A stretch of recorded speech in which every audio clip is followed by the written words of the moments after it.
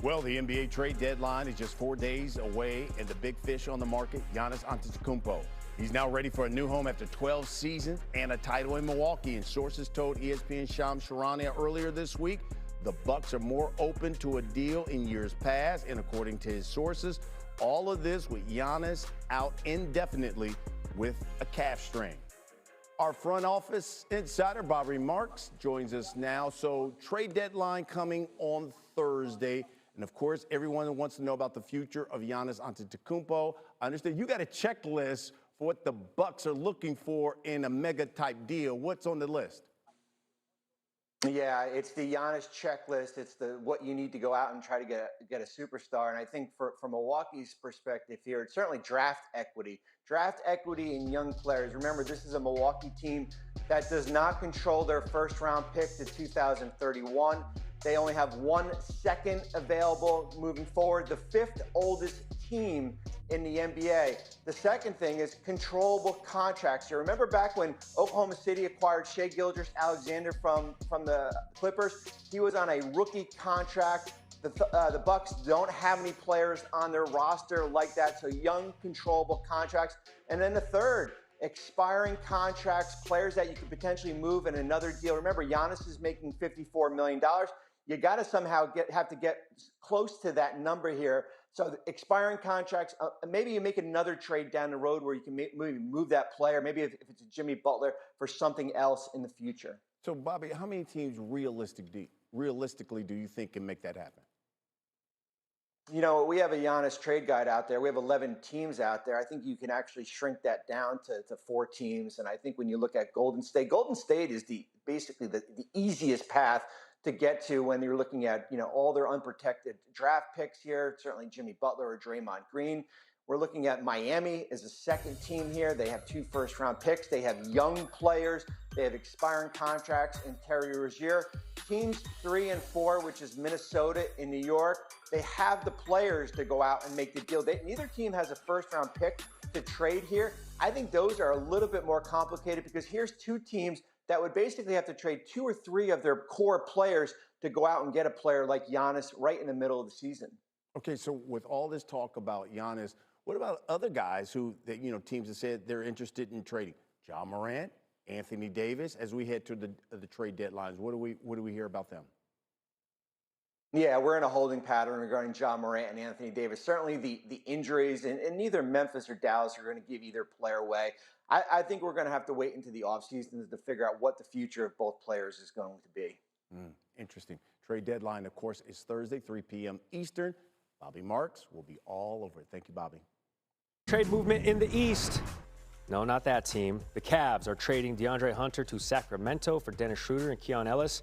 Schroeder is in year 1 of a 3-year deal he signed with Sacramento, averaging just over 12 points per game. Hunter owed $23 and $24 million in the last 2 years of his deal that now Sacramento. Shams is reporting the Warriors are one of the 4 serious suitors looking to acquire Giannis. How aggressive are the Warriors planning to be here? I think they have to be very aggressive. They understand that they are in the eye of this storm because if they're going to make this move, they're going to have to close, I really believe, by next Thursday. Their offer cannot really improve by the summer. The pick-centered offer, what they could make, the advantage that they have over the other suitors is that they control all of their picks. They can offer 4 unprotected first-round picks, plus swaps, plus players on their roster. If we get to the summer, teams like Miami, Minnesota, New York, they can actually improve their offer. So they have got to be very aggressive and close, and it is in their interest because, look, Steph Curry is late in his career. They don't want to set up for next year. Giannis is 31. They don't want to set up for next year. They want to include getting Giannis for this year's postseason. The other teams have a different set of circumstances. It's time for the Warriors, if they want to give Steph another star player, to do everything they can to try to get the Bucks to make a deal. I'll tell you what, they did it last year.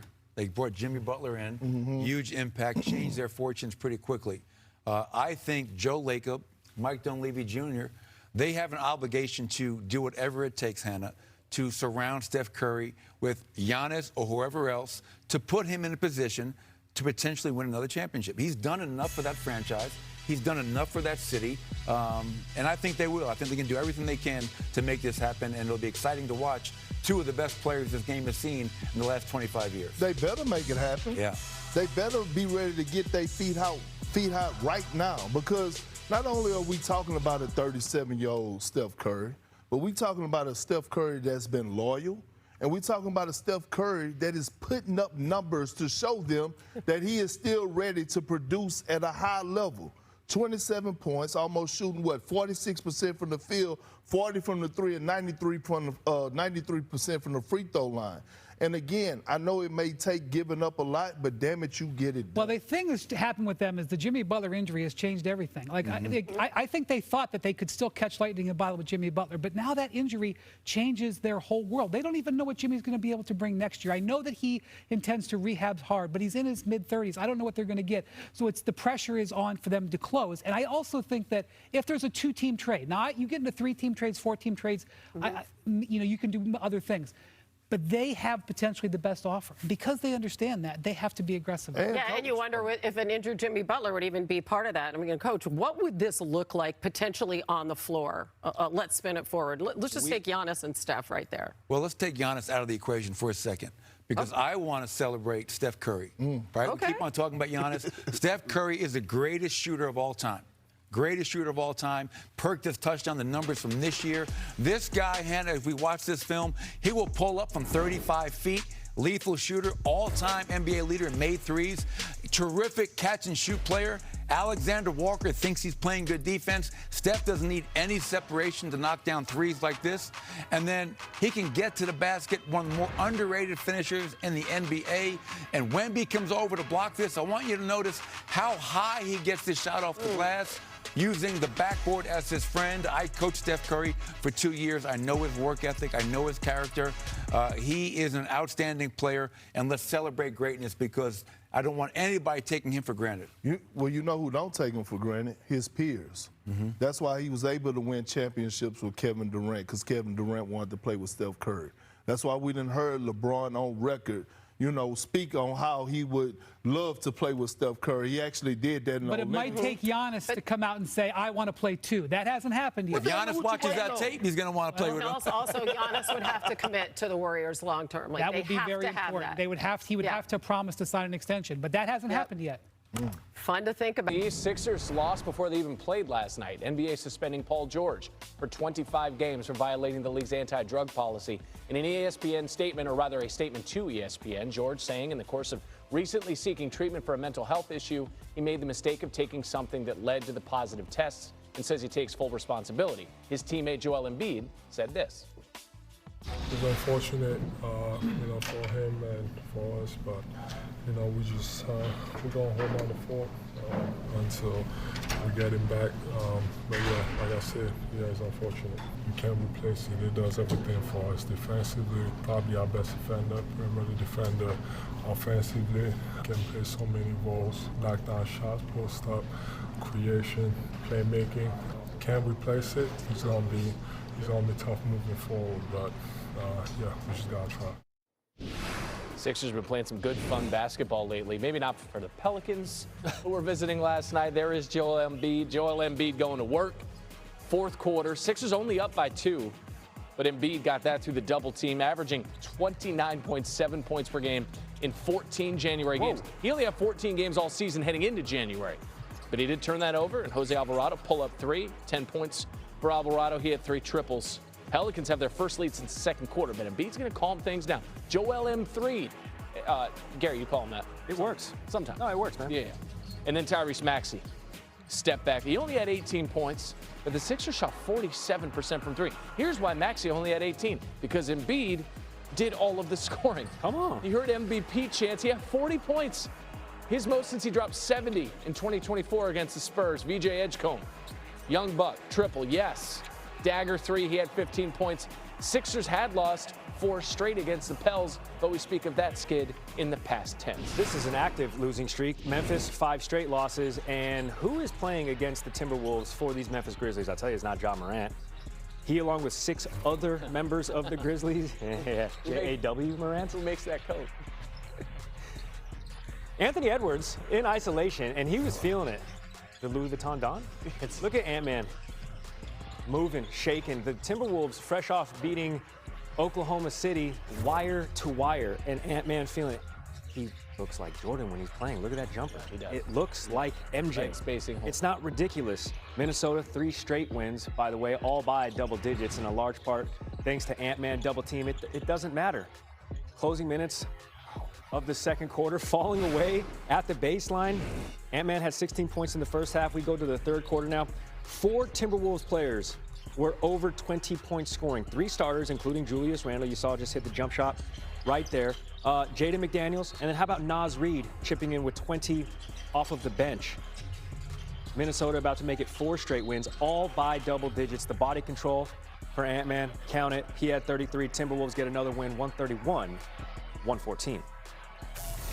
I feel like the more we get play minutes together, we're going to get more comfortable. And I just love the guys. I think the guys have grown a lot. You want to be here if you guys are not able to? I'm here. I'm here. Don't ask me that question. I'm here. It's disrespectful towards myself and my teammate. I wear that jersey every single day. How confident are you'll finish the season with the Bucks? I don't know. I take it day by day. We're not playing hard. We're not doing the right thing. We're not playing to win. Guys are being selfish. And something's up with Giannis. He stopped just over half court. Another loss here at home for the Milwaukee Bucks. Probably give me a protocol of 4 to 6 weeks that I'll be out.